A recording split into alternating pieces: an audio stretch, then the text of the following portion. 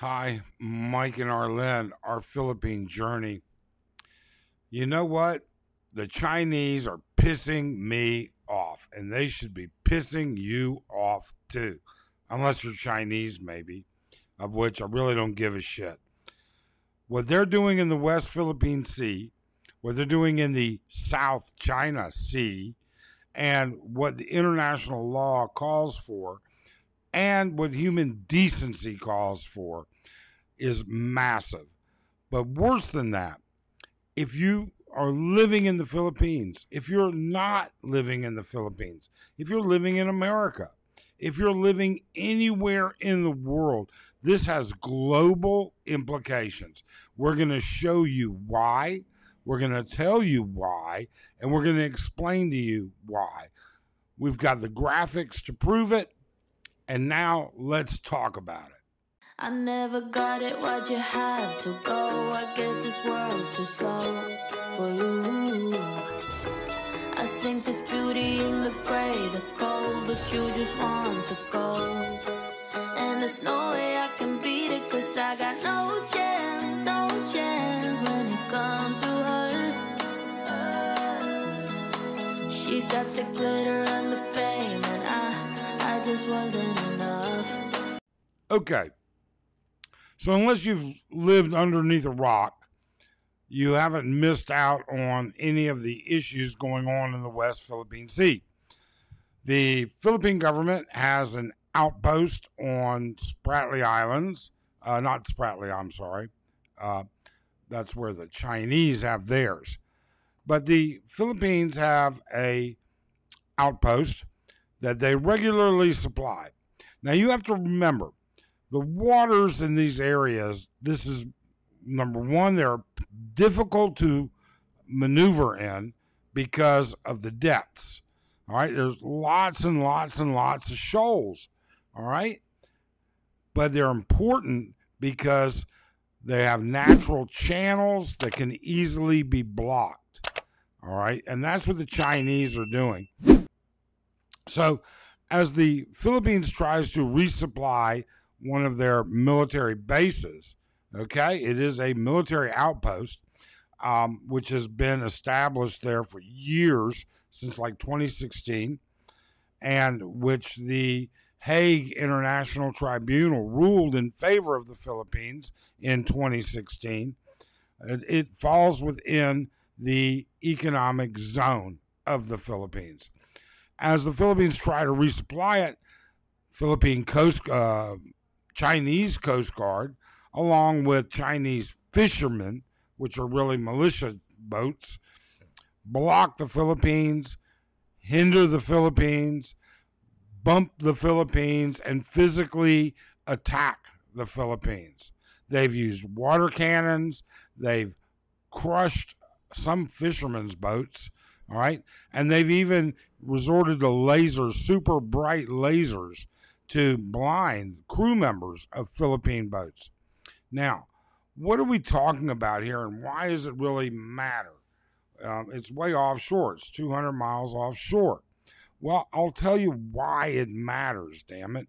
It matters because it's wrecking havoc, number one. Number two, it is just scraping the sea life out. Number three, it's global. It is an international invasion. Now, let me show you what I'm talking about. Now, what you have here are the outlines of the economic zones of the Southeast Asian countries. This zone right here, all right, this represents, this purple blonde, represents the Philippines' internationally accepted, internationally done economic zone. This line represents what China says is theirs. So you've got Scarborough Shore, you've got the Spratly Islands, you've got everything else. Now you have to remember, there are a few of these very small, remote islands that are part of the Philippines. They've always been a part of the Philippines. They've had settlements on them. They've had supplies placed on them. They're there. This is truly the way it is, okay? There's no way around it. But what the Chinese have done is they've built their own islands, which is relatively simple. What they do is they find a shoal, and then they just start pouring sand on it, and eventually they build their own military base. Now, this is a big problem. Why is it a problem for you, though? Why do you consider, why should you consider it a problem? Well, let me show you why. So these lines, all right, this is the Spratly Islands. This is out where China has built their base, this red X. These lines all represent the major paths that cargo ships have to go through to both import and export goods from India, from Thailand, from Cambodia, from Vietnam, all right? Now, Taiwan is a natural choke point, and the Chinese got pissed off last year at the Americans for sending a delegation over there and recognizing Taiwan, although it's still a one China, right? But recognizing the government there. And they showed immediately, within 24 hours, how effectively and quickly they could blockade that entire island. And in fact, they did, essentially. All right. Now, it only lasted for a day and over and done. But they wanted to put their clout. You know, I hate the Chinese. You know, I feel like every time anybody does business with the Chinese, they're getting sodomized. They really are. Now, if you put a choke point right here, if you, down here in the Spratly Islands, you stop everything from getting to the Philippines, you can effectively control all of these countries. Piss that country, that country pisses off, Malaysia, Vietnam, Cambodia, Thailand. They piss off the Chinese. Chinese will choke you out. That's the first problem. Second problem, Chinese could turn this into a tollway. They could actually charge a tax for you to transfer through their economic zone. Now, it's what they claim is their economic zone, not what is internationally accepted. And China has adamantly said they do not recognize the International Court and the Hague Convention. All right? But what makes it even worse? I'll tell you what makes it worse. If these countries can't buy American products and they can't ship products to America that we need or that Americans need, it's going to get expensive for you.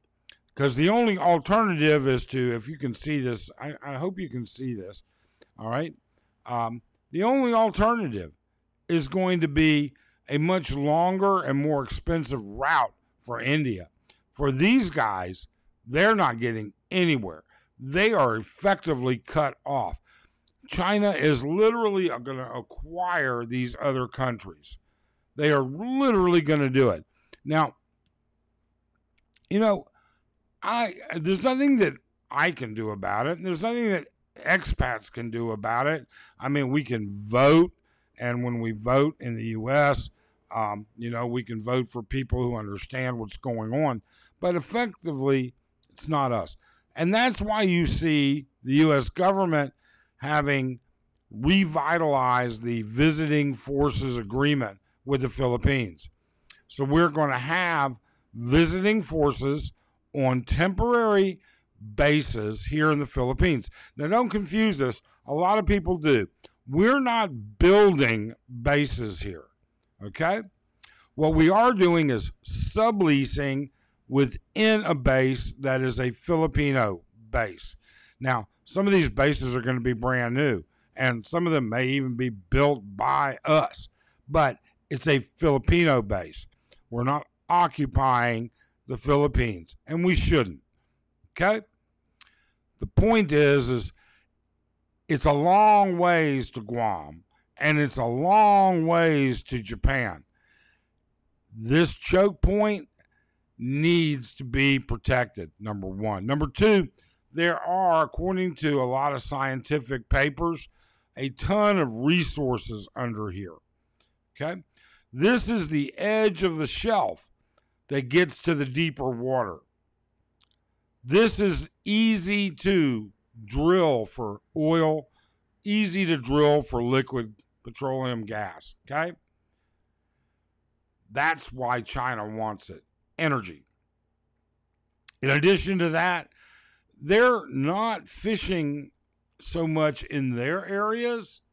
They're fishing here. They're getting food. They're taking food from all of these other countries. Okay?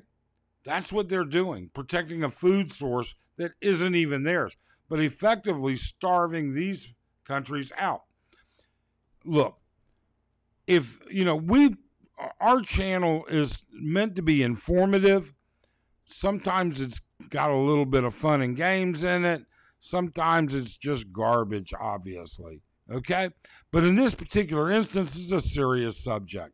So please do subscribe. Stay abreast. Keep yourself informed and how it's going to impact you. Hit the thumbs up. Recommend this video to others. We'd certainly appreciate it. And finally, more than anything, comment. Comment below and tell us what you think about this. And I don't care, even if you're Chinese, I don't care. But, comment in English, please. Okay? Otherwise, I don't want to get sodomized by the Chinese any more than anybody else. So, thank you so very much. Have a great day.